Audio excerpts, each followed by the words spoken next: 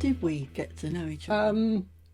I was following you on Instagram, obviously very, very taken with your work, and then you had this show on at In five in Five Rooms in Bateman five Street. rooms, yeah. Yes, that's right. And I came to see you there, That's and right. we had a long chat, and Yeah. I think we talked for about an hour and a half.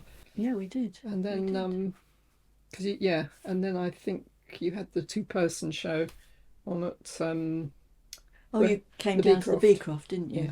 And I remember when we first met, it'd be great to do something together. And where? And I think we were both still exploring different venues yeah, at the time. because I think both our work isn't always easy to place.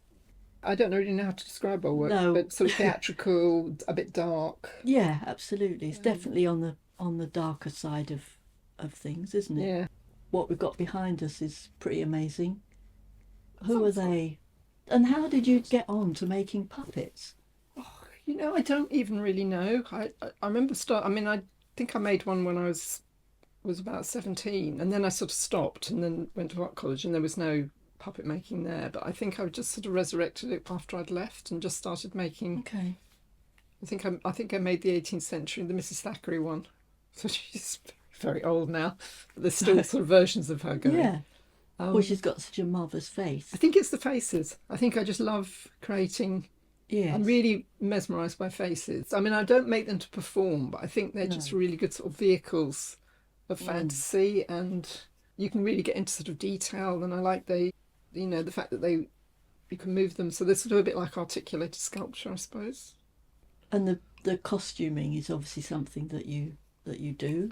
I do it. I mean, there's quite a lot of unpicking, to be honest, because my seamstressing skills are limited, and I'm making, and I look at it in a better light, and Yeah. the sewing leaves a bit to be. There's probably 50% is unpicked. But I mean, that one there she's actually unfinished. She was Gormgas.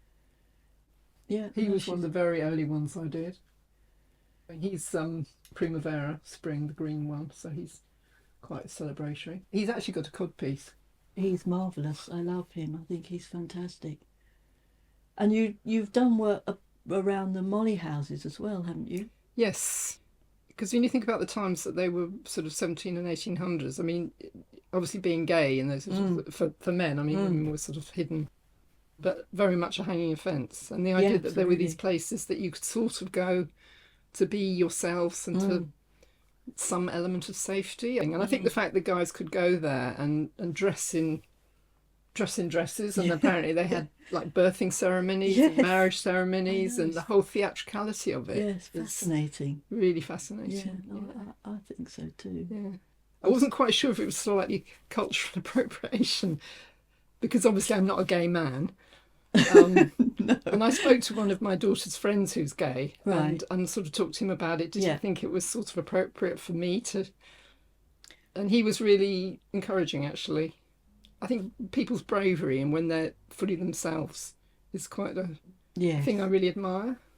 I mean, I'm lucky in that I've always had a day job, so it's sort of been, it allows you to be completely sort of self-indulgent, I suppose, that you make what you want to make, even if it ends up sort of gathering dust upstairs. Does your day job, how much does that influence what you do? I've done stuff for theatre and museums and film and all sorts, but a lot of the work in the last X number of years has been working for a studio that does other people's work for them. The sculptors who don't sculpt. Well, they don't call themselves sculptors, they call themselves artists, but they have the vision and they have the budgets, but they can't sculpt, so they come to the studio and they're often very lovely and interesting ideas, and we'll make it literally from scratch. Make it, yeah, absolutely. And then people will mould and cast it, or it goes to a foundry or whatever. But you must learn a lot from that. I think technically it's helped, because you're constantly, I mean, you're just honing your eye, and I mean, I look at, when you look at stuff that you did decades ago, and it just, you think, oh God, the proportions or the, whatever. So you're obviously constantly, I mean, until we drop our tracks, we're hopefully going to be honing our eye. So it's certainly done that, and really, about looking and there's so many little tricks like looking in a mirror and taking a photograph, and then you see the sort of asymmetry and you see the sort of disproportion. So that's really good. But as you say, technically, the use of materials, I think it's expanded that. And what's your favourite material to work in? I love clay because it's so cooperative. But for small things, unlike puppet heads and hands, I tend to use wax and mould them. Oh, okay. Because you can get, it's very conducive to mould making, and obviously, if you're going to reproduce something like hands and even the heads, I can reproduce. I mean, each one is sort of unique, but I mean, like the crow, there's been quite a few versions of him. Right. So the wax is really, you can get such fine detail. Oh, okay. It's really nice. Never used wax. Have you not? No. There's so many different kinds of wax. Some are more sort of chalky, some are very sticky, but I found one that's sort of really good. And you can actually I always take work on holiday.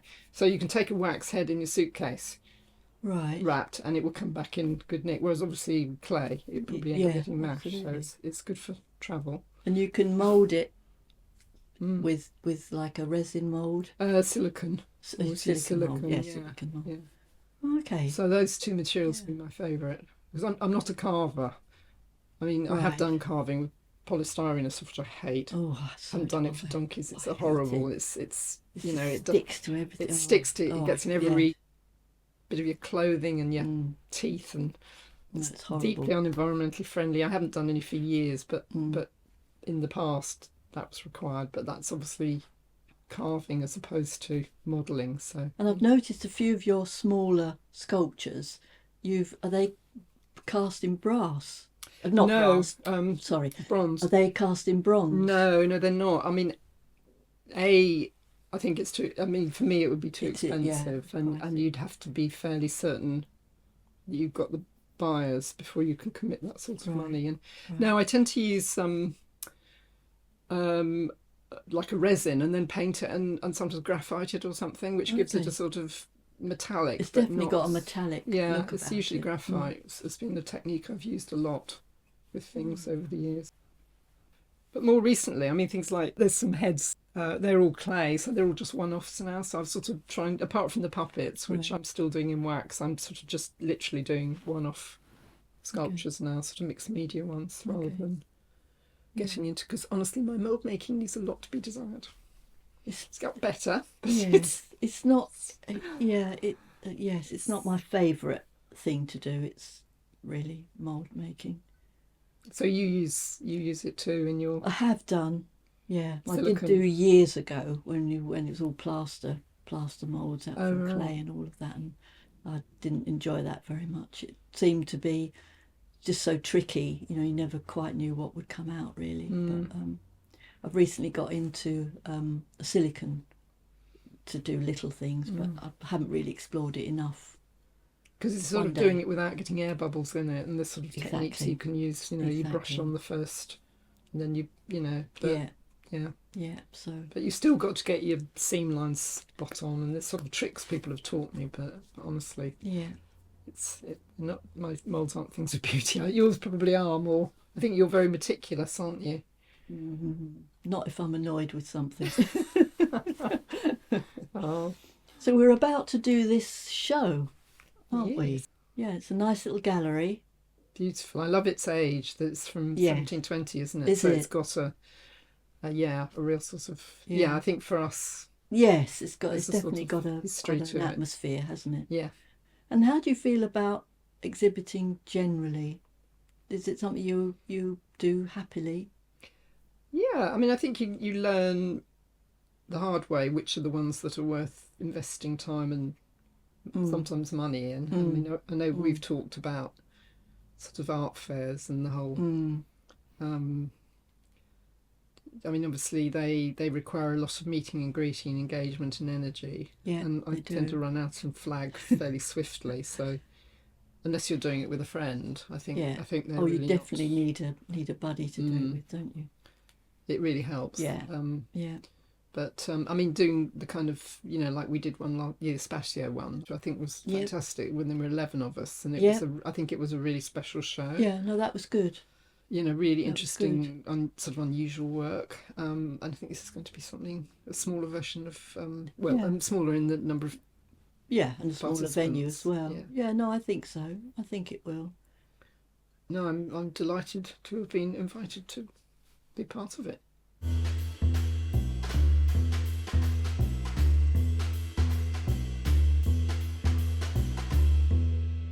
We are both sculptors. We are both sculptors, And yeah. I think we're both into faces. And I think Yes. that's strongly with your work.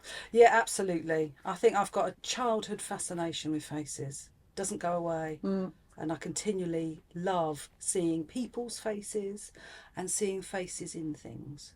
And I just love making faces when they appear out of the clay, because that's my primary medium. It's brilliant. It's magic. It's like magic. Do you let the faces sort of grow? Sometimes I will start with a theme and an idea of what I want the figure or the face to say. And that is much more of a struggle for me than allowing just a face to be born, really. And I often end up overworking things or reworking things, and it's kind of a bit unnecessary, but it's a challenge. It's a challenge, I find, really, if I'm really trying to have a strong idea in my mind of what I want to represent and then trying to make that in the clay. That's hard. It's easier when I'm playing, and more recently I've been playing and just letting whatever comes out of the clay come out, and that's it. Because I think most of my work so far, with me making and showing, has been working to a theme. And so I've had strong ideas in my head about what I need to be making. And I seem to have kind of tumbled off a bit of an edge. It happened to me like last year, after the Lee Art Trail, when I was showing my work around collections and collecting. I suddenly thought, I just want to be free of any kind of theme or idea that I've got to produce something. So this year, for the Art Trail particularly, and for Gallery 54, it's going to be me playing. Brilliant. And by golly, that's quite hard. Because looking at all these faces and ones that I've seen of your work before, some look quite mischievous and quizzical, and quite a lot of them are looking upwards. Some look quite wistful and yearning, I would say. Yes. So, do you want to talk about that? Is there a little bit of you coming through? Well, I think there is, actually. I think there is. There's a lot of, I believe that if you're making artwork, it's about you largely, or that theme, that flavour will come through. And most definitely, I think my heads will often be about soul searching, yearning, sadness, and occasionally that playfulness will come through, that cheekiness. I mean, the guy at the back with the horns, I don't know whether you can see that, but I mean, he definitely looks like looks like he's got a bit of fun in him. Yeah. A little bit of mischief. And I think sometimes that is lovely when that comes out of my face, my faces that I make. But often, I think my faces end up looking quite sorrowful and quite sad. Obviously, loss and death are part of your themes, aren't Yes, they are, really. And I think I carry quite a lot around that, because I lost my mother when I was very young. So I've got this kind of, life that I've gone through kind of on my own. That's the way it kind of feels when you lose your mother. Well, it does for me anyway. And so I think that always comes into my work somehow, that kind of being slightly lost, yearning for something, searching for something. And I still feel that's what I'm doing now, still trying to find my way through. So I'm not surprised that comes out in my work. No. And some people don't like it when they look at it. They kind of go, oh, it's too sad, it's too difficult. And other people get attracted to it because of it, which is great. Yeah, and another thing that I've been working on, this particular group of heads here, is I've tried to be inspired by other people's making. And I've just done an online course with Sharon Griffin, who makes the most fabulous heads. I know her work. And it's beautiful work, and I really I am drawn to it. Right. And so I thought, well, I'll go on an online course with her, and just let's see if my making changes. And so, in some ways it's quite, it's amazing what she produces, how she produces it. But I've tried to be inspired by how she works. Is the drippage a new technique It for is you? actually colouring things, a Things, bit more right. boldly, yes, is very new ground for me. Also, the pinching process from going up from the bottom, whereas often I'll work with a cylinder for a head, and I'll push out the nose, push in the eyes, push out the chin, Right. create the head on top out of a cylinder shape, whereas this is literally just pinch, bits of clay going round, pinching it, building up the neck as you go, then you're building up the chin. That's quite difficult for me. I don't find that easy at all. So the landmarks are different as you're going up, but it's been quite interesting, quite quick to work that way, and it's kind of rougher, looser, which is what I'm I'm really wanting to just loosen things up. Sometimes it's so hard to let the clay just be. All the work that I've seen primarily of yours is on quite an intimate scale. Yeah. Is that for logistics? Yes, it is really. Actually, it's a lovely way of saying it, though. I think that kind of intimate, because it is. I often make things in my hand. As I'm sitting here, I will work quite closely with something, and that's really enjoyable for me, very enjoyable. But also, I have the limitations of my kiln. It's not a huge kiln. I can't get much, anything much bigger than, I suppose, about that inside my kiln. So. And also I kind of separate my work. I've got my work here in my studio, which I do smaller scale very often. And then I go to adult education, where they've got a much bigger kiln, that's where I make my big heads. So I can start doing things on a bigger scale. And again, that's different working as well, trying to work big. I find that quite challenging at times. But you're obviously not particularly interested in the body on the whole, from what I see. And it's very much about the face, which is where all the feeling is evoked. Yes, at this point. Okay. Yeah, but I think I want to try and move into more figures. Oh, interesting. But I'm a bit nervous, because they're quite tricky to get right. Do you go to life drawing classes at all? No, that is something I need to do. I absolutely need to do that, I think. And that will get me much more fluid with working with how the body sits. I've tried some of these figures over here. I've put rudimentary bodies on. I've just played again with a cylinder, and I've just given impressions of arms, the body, the stance. But I'm definitely coming to realise that I think if I want to continue to move on with it having expressive figures, I need to include the body actually, as well as having good faces and good heads. So it's something I'd like to work towards. Yeah. When I've been making heads, I've been thinking, right, let's go to the anatomy. Let's work in the traditional way, because I'm not art school trained. I'm just on a wing and a prayer, working my way through. But I have this kind of vague understanding that if you go to the anatomy, that will teach you what you've got to learn, and then you can springboard off of it, and you can maybe make your heads look a bit slightly peculiar, etc., etc. But you've got to get it kind of anatomically right first. Yes. And I don't know whether that's true or not, but that's generally the way I work. So my next stage really is for me to start understanding the body anatomically correctly. Occasionally I do hands and feet. I'm beginning to look at bits and bobs of the body. I really struggle with feet. They're hard. They are so hard to They get are right. hard. They're beautiful. Well, thank you. Really That's good of convincing. you. You work really hard trying to get something right, and then you leave it alone for a night, and then you come back and you look in them and you think, what have I done? That's not right. Yeah. You come back with fresh eyes, and then you have to change everything again. So do you use the little tricks like looking in the mirror and taking a photo? I have done. Yes, I have done. The symmetry of a face. That's right. Yeah, when I'm stuck, I'll do that most definitely. Yes, all of those kind of things I will try. I've learnt those along the way of how different people work, and they suggest doing those things, and it can be an absolute eye opener.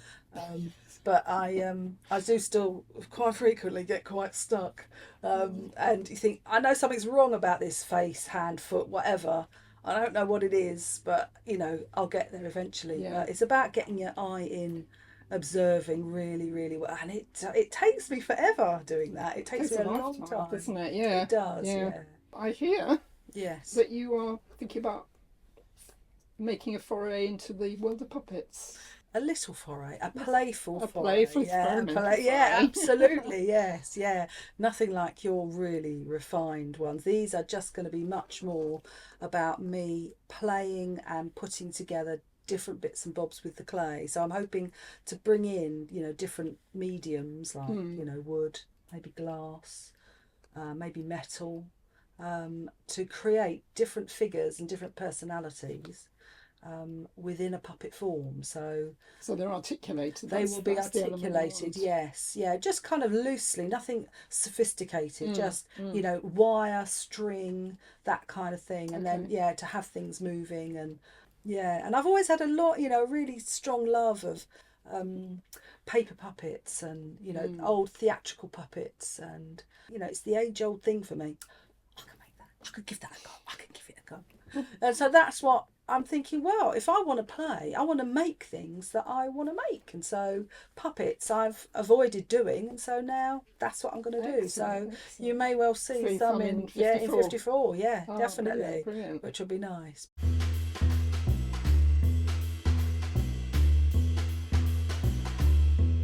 Your work, your amazing work, it draws you in. So I find myself looking at it from a distance, and then as you get closer, you start to see the detail of the hands and the teeth and the screws, and it starts to take on a different meaning, really. It's interesting to me what people see when they look at it. Yes. So people, I don't mind what you see or what you take from it, but people do see their own thing. Yeah. Not necessarily what I see in it. Yeah. Which is fine, So it sounds as though it's coming from a very personal place, your work. Yeah, that's got more intense as time has gone on. Okay. Really. Yeah. And it sounds so cliche, doesn't it? So I've got to put it somewhere. You've got to put it somewhere. Yeah, literally have got to put it somewhere. Yeah. And that's why I don't really live with it. I don't have my work on the walls. Katrina, you suffer from a condition. Can you tell us a bit about that? So I'm in chronic pain. I was pulled into a machine. So affected my hearing. I've had a migraine since 2005.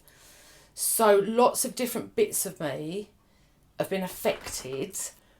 So the big bracket of chronic pain led me to have this wonderful, amazing implant, really, at St Thomas's in 2011. Yeah. It's called a spinal cord stimulator. It is attached to I have sockets in my neck, a bit like a plug, and my nerves go into those sockets, and I have a cable stitched to my spine that comes around to a battery pack in my tummy. Wow. And I charge that battery pack up. Okay. So it is electrocuting me all the time. All the time. So you really are a bionic woman. Yeah. Yeah. So now, like I've said that to you, Yeah. when you see my work and you might see bits of circuit boards and Yes. wiring, and that's me. That's you. That's me. That's what I'm kind of talking about. Yeah. I don't necessarily sit down and say, right, I'm going to make a piece of work about this operation. Yeah. But it will be more about, might be the things that they've used. I have 300 injections every 3 months. So injections are really important. Yeah. But it might be things that are stabbing. It might be things like pins and needles. Right. You know what pins and needles feels like. Everybody knows Yeah. that. So pins and needles, and so things come, but then there's also these objects that I use that are like my language. Yes. Pins, Okay, needles, yes. screws, scissors, clamps. All of those things are just like normal. Yes. That's a really nice way of phrasing it. That's your language that you kind of go to. I do, would yeah. imagine, yeah. So Yeah. if you're having kind of repeated procedures happening, then you're going to be needing lots of pins and sharp things, etc., etc. Yeah. Okay. Yeah. And then other things will go in with that. So I've Yeah. got my normal language, and then I'm looking at amulets at the moment. I've been making tiny amulets out of my medical wristbands. Right. So making my own amulets of something, or I've had a lot of side effects in 24 years. Right. So all of the pieces of paper that you get in tablet boxes, I've been Yes. making amulets out of those things. Wow. Because it'll be 1 in 5,000 people get this reaction. Yeah. all of those things. Yeah. So yeah, something, it might be an exhibition that starts something, or an object. Yeah. How do you manage doing exhibitions, with, considering the pain that you're in, and, how do you do that? Very supportive wife, Helen, who in reality is my studio assistant, really, puts up every exhibition, carries all my work to exhibitions, carries the frame to the glazer, who puts the glass in and then carries the frame back again. Yeah. So all of those tiny little bits and bobs, as you know, it's all very well saying, well, let the gallery do it, and it doesn't work like that. No, it doesn't. You have to take your work, you have to put it up. So yeah, thank goodness for Helen, really. So I'm looking around your studio and I can see there are just bits and pieces everywhere, and I'm wondering, where do you find all these pieces? Do you go out in search of pieces, or do they find you? Both, Right. I would say. Constantly, I'm looking towards there because there's a drawer. It's just madness in the drawer. Yeah. I just chuck things in. I walk in the dog, I find something, I'm finding, taking bits apart. Yeah. Or I need to go looking. I really needed a chicken wishbone. My wonderful friend sent me two. You do. That piece of work can't be finished Yes. until I get a wishbone. Yeah. So sometimes I've got loads of bones and bits and bobs, but it could be one thing. One bit that you just got to find. When I'm feeling a bit twitchy, I do wander around the house looking for things or reminding myself of things. Yeah. I'm looking at jars behind you, like, oh yeah, I might look in that jar today. Yeah. And that might take me somewhere or start me off on something. Yeah, yeah. And I imagine you must forget what you've got sometimes in jars or drawers and go, bingo. Yeah, all the time. Yeah. Lots of my jars are now glass. Used to have them in pots that I couldn't see in. Yeah. And then you just kind of forget you've got I things bet and you stuff. do, yeah. I have to have stuff on my desk all the time. Yeah. There's always things in my pockets that I found. And then people give me stuff. I met somebody recently and they'd collected all these disposable vapes. Took them all apart. There's tiny batteries in there. Tiny little things. That's intriguing, isn't it? That kind of, taking things apart Yeah. and finding the insides. How's it working? How's it working? And using those bits in different ways. Yeah. Yeah, that must be a really enriching time. I love that. Look at Yeah. And if it's recycled, the better. Yeah. That Yes. kind of reusing. Yes. I love that kind of, you look at something, but because it's round the wrong way, you don't instantly recognise Yeah, it. that's right. Or it's upside down. Yes. And it intrigues you a bit. I love Yes, that kind of idea of something. And your work definitely does that, because as you get drawn good. in, as you come in closer, you suddenly start recognising things. Recently, literally a week ago, driving along where I live, there's a piano. Next to you, sitting there, is a whole bag of piano keys. I couldn't believe my luck. Yeah. I've got all the keys. Now, I might keep that for 10 years, a month. Yeah. I don't know yet, but I Don't know know. that I need it. I have a remote that turns me on and off, and I have to change my levels. So I've got an old one that I'm taking apart at the moment. Okay. So you might not even realise what that is in my work. That's right, yeah. But for me, that's been keeping me going for 5 years. Yes. It's treasure. It is treasure. It's really important things, It is. Yeah. But then once they're gone, they're gone. Yes. So you've got to be kind of precious with using it. That must be quite difficult, actually, because sometimes you'll be using stuff that you've maybe had for years that you've loved and adored, and then you're using it and it'll go. And it's gone. Yeah. Yeah. And that's I don't mind my work going, but sometimes it's the preciousness of that object. Of that thing that I've had a long time, or somebody gave me, or whatever it might be. That's difficult. I've met different artists who say they find it really hard to sell their work. I don't have that problem at all. I'm happy, and thank goodness, because I've got a mortgage to pay and bills to pay.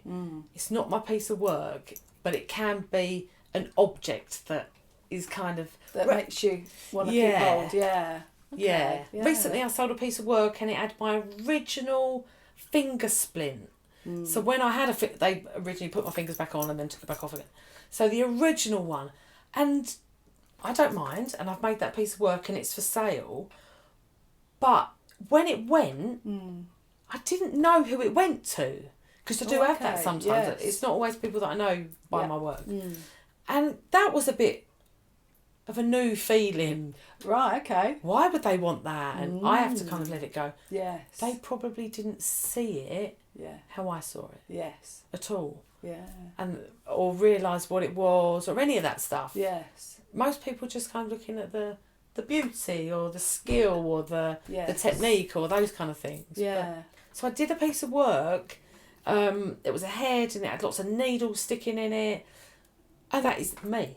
I think that's what that is. Yeah. The person who bought it sent me this amazing message of how she'd had a brain injury and she has epilepsy. And she really connected with it. Really connected to it, yeah. And that's totally fine. And that's why I don't really need people to understand what I'm all about or anything. Because people find their little bit. Yes. They find their thing in it. I'm grateful every day that I'm quite full up with inspiration and stuff, and I feel like there'll never be enough years. Yeah. And I'm really grateful for that.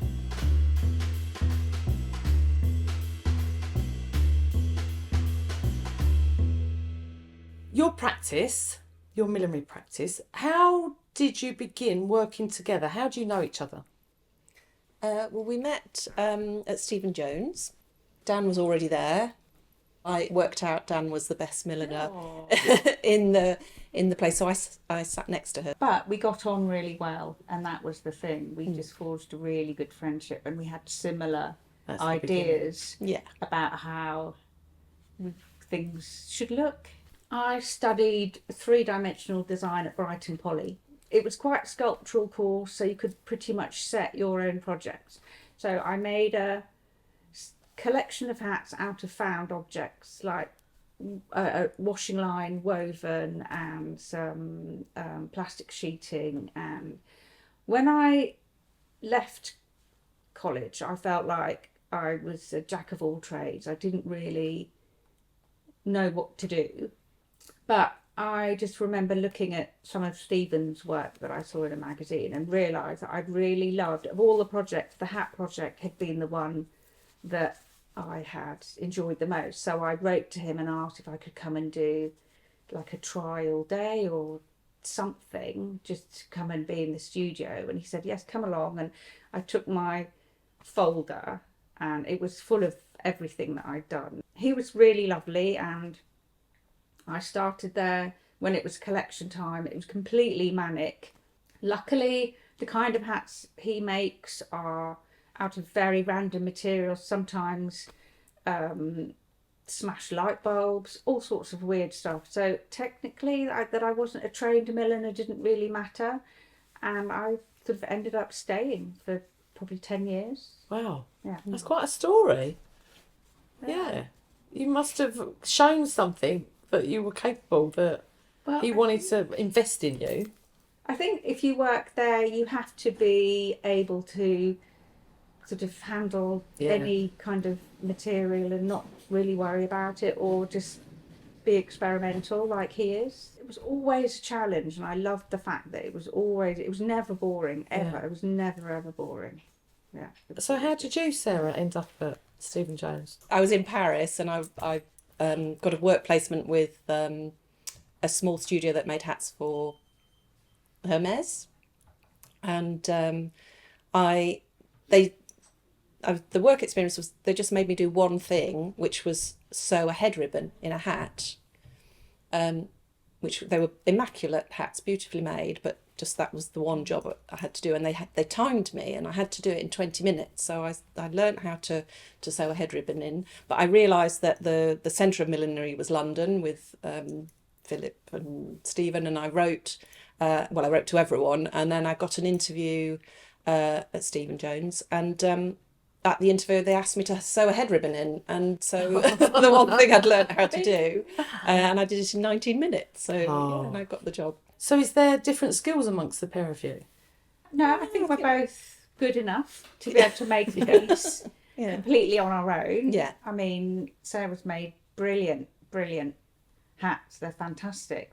But normally it's sort of geography, because we don't live in the same place. So sometimes we'll make things on our own, or Sarah will come to mine and we will make bits of a hat. And quite often one hat will spawn others. We recently did a BBC TV drama called The Following Events Are Based on a Pack of Lies, which was a big feather headdress with horns, and we got the brief from the costume designer, and so we just did that together, didn't we? Dan made the horns, and I did the feathers, and then it all sort of came together, didn't it? So really collaborative, yeah. Oh yeah, very much so. And then from that, I think that sort of put other seeds of other things in our heads. I like to make some more sort of spiral. Okay, it started ideas of things. Yeah. I've been doing the Mamma Mia musical for over 20 years. Wow. They change their cast every year. So we do the London show, we do the international tour. And a cruise. We're doing a cruise at the moment, the Royal Caribbean. As well as making commissions and doing the Mamma Mia stuff, we make hats purely for pleasure. So from an idea that we've generated, not for anything in particular, it's just something that we want to make. Okay. Yeah. And they tend to be sort of whimsical and with humour and So cakes and on a plate, just anything that we think is like would be a fun thing to make. There's a few hats behind you that kind of give you an idea that there's fun or humour involved in your work. we had an exhibition in Switzerland that they had 3 hats and they're part of a collection. The idea was that in the studio and make the hat and then leave at the end of the day, and then magically the hats are completed. So there's one that's got the construction workers on it and they're building the hat. And that one, I didn't want it to be just a hat that was cut in half because anyone could do that. I wanted to show all the millinery skills. So it's made from wire that we use, and the buckram, which is the foundation fabric, and wool, and then the workers are making it. And then the other one is a bird's nest, that it's the straw hat and the birds are weaving it. And that one we had, after the exhibition, we had about 5 that we made, commissions. Yeah. Oh, from your exhibition? Yeah, which was, then they went to New York and Italy and other places. So that was great. And we like making birds, don't we? Yeah. We do make a lot of birds. Yeah, there's a bird on one of the hats behind you. Amazing, beautiful. Yes. It's a hat called Loves Me, Loves Me Not, and it's got a little bird that's pulling a petal from the flower. So we quite like there to be like a little story, something. Talking to you, that's what it feels like. There is kind of a narrative behind some of these pieces as art pieces. So the work that you'll be showing at this exhibition, is that all your whimsical, all of those interesting pieces that you were talking about? Yes. Okay. Yeah. So it's the things that some of them are maybe not so wearable, but they're, they've got the narrative, and that's the thing, and showing that different side of what a hat can be, really. When does a hat, a piece of millinery, move from wearable into sculpture? It's a good question. It depends what it's being used for. So sometimes we make hats just for photographs, for publicity. Oh. The campaign. Yeah. Oh, Yeah. And then, that's interesting. So they're not made to be worn. They're just for the photograph, and they might be extremely heavy or No balance. I mean, I always get really nervous when I made a hat for a catwalk, and you're just like, don't fall off, please don't fall off, and that's a real worry. Whereas if it's for a photo shoot, that's the worry's taken out because you can pin it all on at the back. Yeah, I think they would quite easily be a piece of sculpture. But I think even sometimes ones that can be worn are so sculptural and beautiful. wearable sculpture. It doesn't always matter whether it can be worn or not, in a way. Yeah. And where does that live when it's not on the human? It could live as a sculpture. Yeah, somewhere. absolutely. Yeah. Could be displayed as just a beautiful thing. Yeah. Yeah. Beautifully made. You've obviously got a great friendship. That's what keeps you going. Yeah. You understand what you're both interested in, and the aesthetic of your work and everything. It's nice though, the support of another artist. Yeah, it's amazing. It's really Yeah, I love Sarah. I appreciate her ideas. I think we do get on really well. Yeah, that must be the and I foundation. admire Dan's skill because, like I said, she's one of the best milliners in the world. Right, okay. She is, yeah. I mean, it's a Yeah. fact. It's a fact.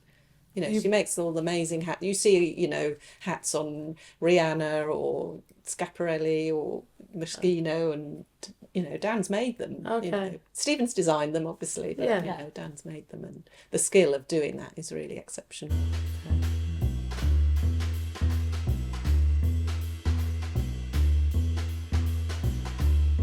Your work with boxes and the sculptural pieces that you've done in the past. Can you tell me a little bit about what motivated those? I started by putting things in a box. I didn't really know why I was doing that particularly, but I found out later that I was actually exploring confinement and restriction, and I liked the idea that the figures within, and they were all female figures, not only were they inside a box with that restriction, their clothing was restricted as well. So a lot of them had corsets, and obviously that then led me to sort of Victorian times, really, where women were particularly constricted by what they had to wear. And I found that idea fascinating. So then after I'd done a lot of work with the figures in their clothing, I began to think of what else would be restricting if it wasn't necessarily clothing. So I did a whole series of work containing barbed wire, which obviously that is restrictive. And then I did a whole series on martyrs and what they endured, you know, in the name of religion. You know, all the tortures that they went through, and you know, they were restricted in what they were allowed to think and say and do. So that was another aspect. So I kind of was exploring, I still am exploring all avenues of containment and restriction that is placed on all of us. And in your previous work there were a lot of found objects. Yes. But you're making everything in your new work. I'm beginning to make more things because I'm finding that if I'm sticking to only found objects, they have their own restriction, which was part of the constriction, restriction and all of that, which was quite entertaining me at the time. But now I want to sort of expand what I'm doing, and so it's difficult to find the thing that will either fit the scale or whatever. So I just think, well, I'll make it. It doesn't stop me getting inspiration from a found object, and there's often found objects within it, but they may not be so apparent. 3D work, your boxes, Yeah. were all sort of confined spaces. Yes. And your new work, which is more 2D, yeah, seems to be suggesting things going on outside of that space. Even though they're more 2D, there's still quite a strong 3D element to them. So there's always an underneath and a kind of an on top. So there's still that element of confinement, I suppose. I made a couple of pieces that had a print behind of a woman. It almost looked as though she was in a cavity, and that fascinated me because was she actually behind the wall? Was she inside looking out at us, or were we outside looking in on her? I found that like really quite exciting. Very recently I've been absolutely mesmerised by rivets and pipe work and things like that and rust. And again, it's things that we don't necessarily look at every day that have their own beauty, I think. But we have pipe work as well, you know, and sometimes I like to represent what's inside us by pipes. When I start out on something, I don't think too deeply about what I'm going to do. It's just something that set me off. So it could be a thing, it could be a shape, it could be a picture, it could be words, it could be anything actually that just sort of sets me off. And then it usually gets to about halfway through the making of all the bits that go into the construction. about halfway through that, I sort of think, oh, that's what I'm doing. Yeah. That's where I'm going. But even towards the end, I can suddenly think, oh no, there's that as well that I hadn't even thought of. So I try not to look or think too deeply about what it is I'm doing. I'd rather just let it roll out, really. Even the flatter pieces, underneath the flatter elements is a whole raft of construction to support it all. So that's very enjoyable, because that's just sort of measuring and making and that. So I don't have to think. I'm thinking about the puzzle of how I put that together, not necessarily about what I'm actually going to end up with. Right. But also, whilst I'm doing that, obviously something in the back of my brain is saying, oh, that's what you're doing. So that's how it unfolds. And what's the importance of colour in your work? Because I've noticed there's a lot of red in the new work. Red is I seem to feel that I need a bit of red in everything. And it's a blood red, and that ties in with everything, really, because our blood is our fundamental fluid, if you like. So the making of the things, they're artworks, but they're highly crafted, aren't they? I like that aspect of it. I think there shouldn't be quite so much distinction between that's art and that's craft, because you need to be on top of your craft. Even if you're an oil painter, you need the craft of how you use your paints. It's not all about putting a mark on a canvas. I like a texture. I'm not nothing has got like a flat paint surface, so it's all quite heavily textured. So it could be several layers of paper on top of the board that I'm using as the flat the flatter parts of the surface. So I would sort of add surfaces to get to the right depth and texture that I want, and then the paint, I use acrylic, quite heavy acrylic paint, is then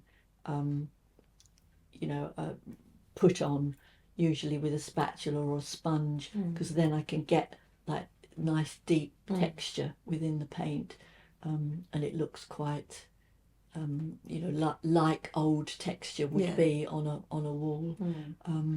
And also multi-layered colouring, so there may be like 5 or 6 colours of paint actually underneath, as you would have in as real you life. as you would have on old walls. And as you layer it up, not with a brush because that obliterates it, but if you stipple it on, then you see tiny little dots of, when you look closely, tiny dots of all the colour that's underneath. I really like that effect. So I haven't come away from that yet. Not sure what's ahead. Just do it, as I go, see what happens. Just before our exhibition, I was invited to take part in something else, which is celebrating the life of an artist called Brian Catlin, who sadly died a couple of years ago. So he started as a sculptor, but he paints, draws, makes films. He's also a writer as well. He's written these amazing books. And he was saying at school and at art college, it's very easy for people to try and correct what you do. So your tutors will say, well, no, the way to make that better, or I would do this. He said, but really that's very restrictive, and it's so much better to just let that person do what they do and encourage them to sort of come out. And I found that very much so with all my education, because I didn't fit into the normal mould of, are you a painter, are you an illustrator, are you this or that. I never felt that I fitted the correct way. And it's taken me a long time to realise that you don't have to fit in, that you can just do what you do. It's allowing yourself to just let go of all of that and not Yeah. try to achieve what other people think you should be doing, and just make what you make. Yeah.